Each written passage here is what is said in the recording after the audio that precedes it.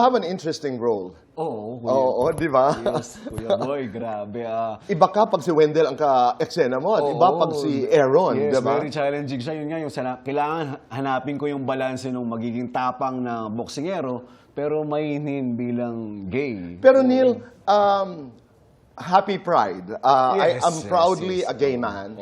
Pero paano mo ginawa ito that you didn't fall into the trap of doing the stereotype? Ayun nga, may collaboration ako with Direct LA na hindi namin siya gagawing stereotype or caricature. Oo. Diba? So kailangan may puso talaga siya na puso nagmamahal, puso na gustong tanggapin ng lipunan. Yun yung tao siya. Hindi siya bading lang. Parang ganun yung Neil, napag-usapan subukan nga natin. Subukan lang namin. Hindi, ganito lang.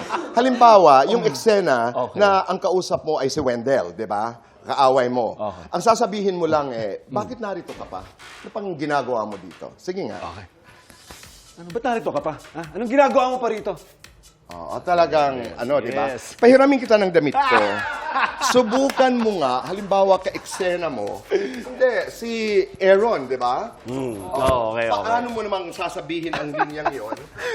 Suot-suot ito. Sinabi ko lang maganda kanina, Kuya Boy. Oo, binati mo kasi Ayan. Wow! Very, Di ba? Very. Okay. Okay. 5, 4, 3, 2, 1. Action! Oh, ba't ka pa narito? Ano pang ginagawa mo rito? Ang ganda pero ngayon, isa pa, wonderful, ang galing. But use the outfit.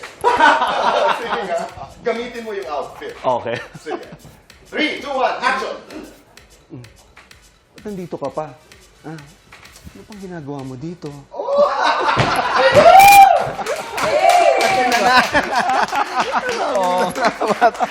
Nakakatuwa naman. Thank you. Maraming salamat. But you're interesting to watch. Ay, thank you. Ang sarap panoorin. Salamat.